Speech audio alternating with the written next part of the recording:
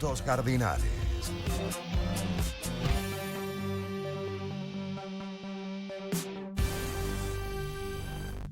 4:48 de la tarde y la capital de Ecuador, esa joya colonial, es nuestra ciudad cosmopolita de hoy.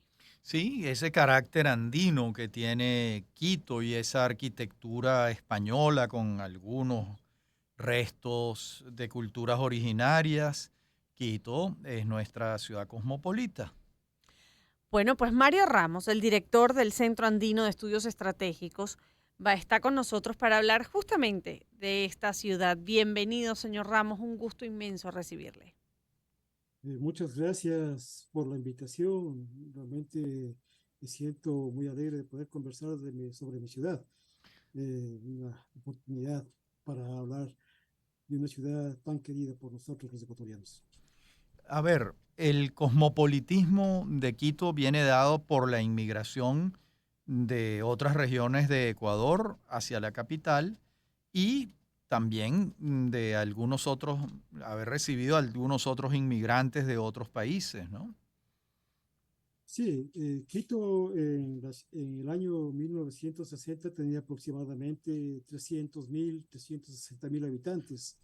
Hoy tiene 3 millones de habitantes. Ujú. En apenas 60 años se ha multiplicado la población de una manera bárbara.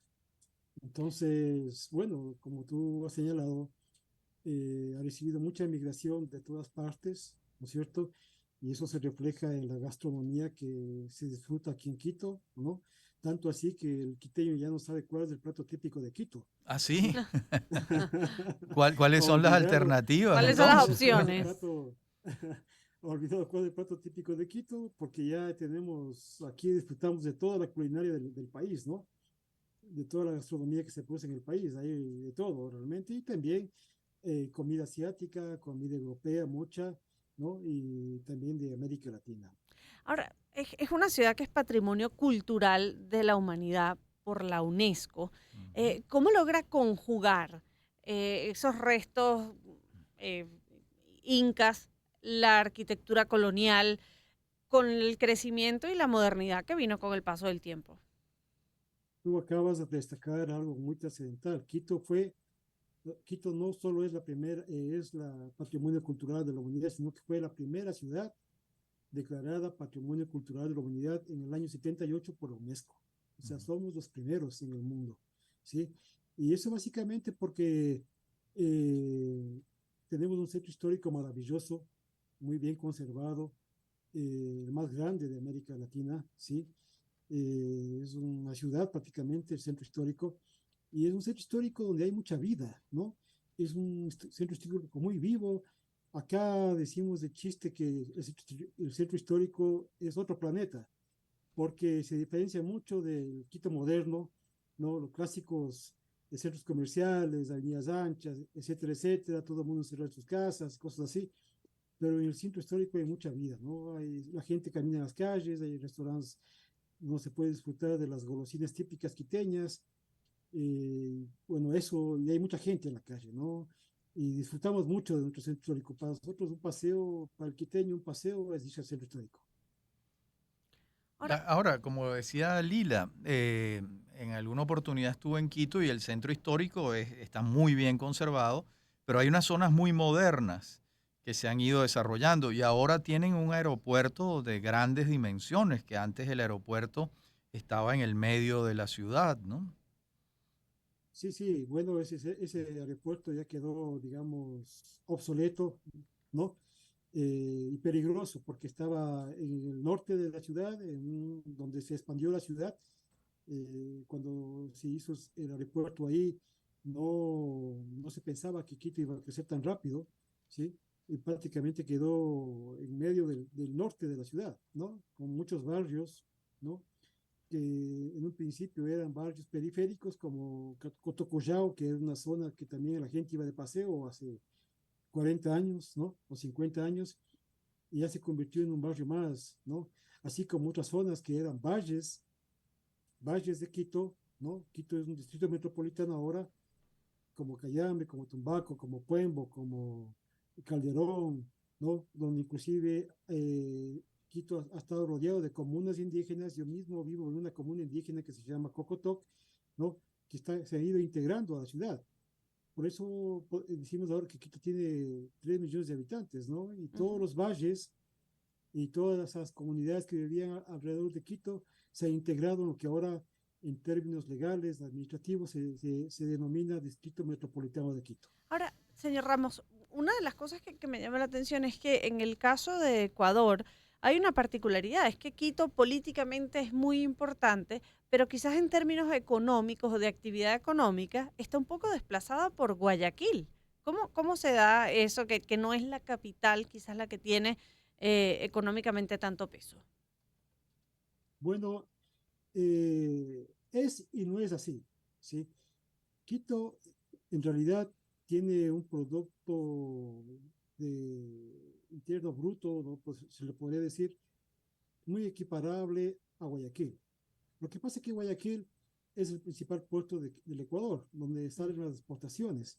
Pero además, no solo es el único puerto, también tenemos el puerto de Manta, tenemos el puerto de Esmeraldas, y hay otros puertos, el puerto bananero, que queda en Puerto Bolívar, ¿no?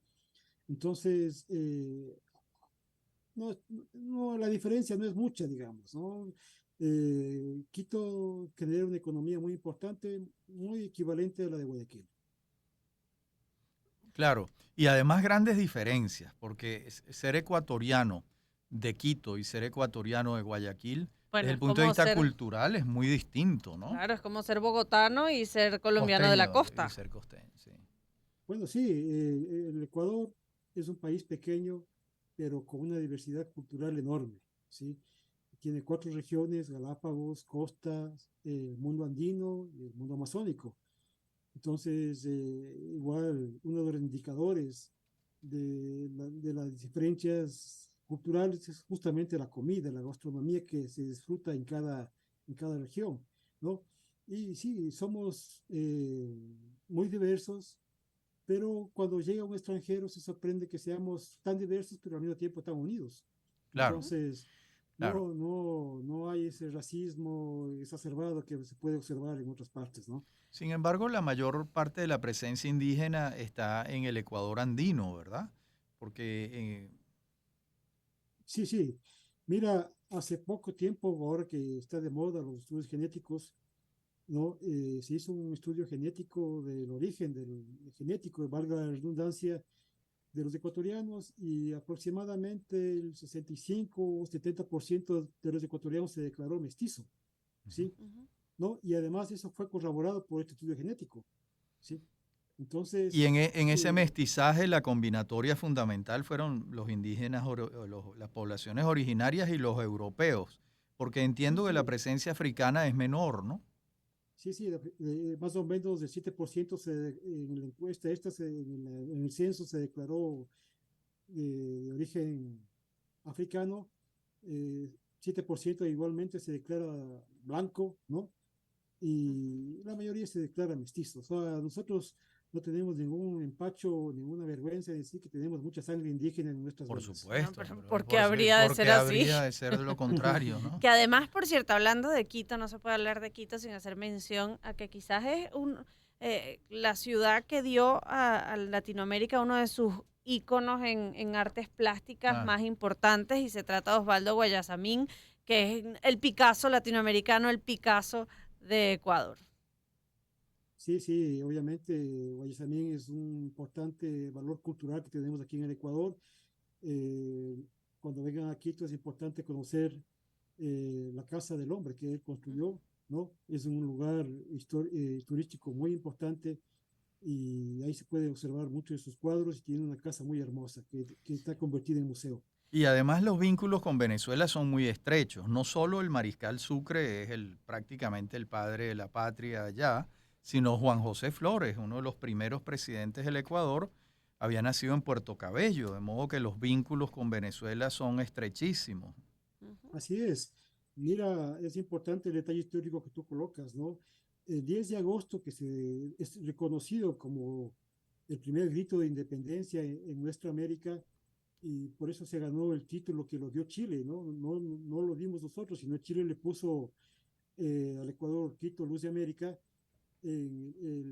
después de un año de dar ese grito de independencia, todos los héroes, digamos, los revolucionarios de esa época fueron masacrados, fueron fusilados el 2 de agosto. Entonces, el Ecuador se quedó prácticamente sin élite revolucionaria, ¿sí? Ujú. Y se quedaron básicamente con mujeres, ¿no? Está la Manuelita Sáenz, por ejemplo, la libertadora del Libertador. Y claro, o sea, la independencia llegó de Bolívar, ¿no? Del norte, de los ejércitos comandados por Bolívar, por Sucre, y claro, Flores, que se casó con una ecuatoriana, que Sucre, que se casó con una quiteña igual, ¿no? Bolívar, que se enamoró de Manuelita, todas coincidencias, todos los generales venezolanos se enamoraron, no pudieron resistirse Por algo de sería, ¿no? Los encantos de las quiteñas. las Mm, quiteñas, y Bueno, Señor, bueno, muchas señor Ramos, gracias. ha sido un gusto inmenso conversar con usted estos minutos y hablar de Quito, la capital de Ecuador, en nuestra sección Ciudad Cosmopolita. Mario Ramos, el director del Centro Andino de Estudios Estratégicos.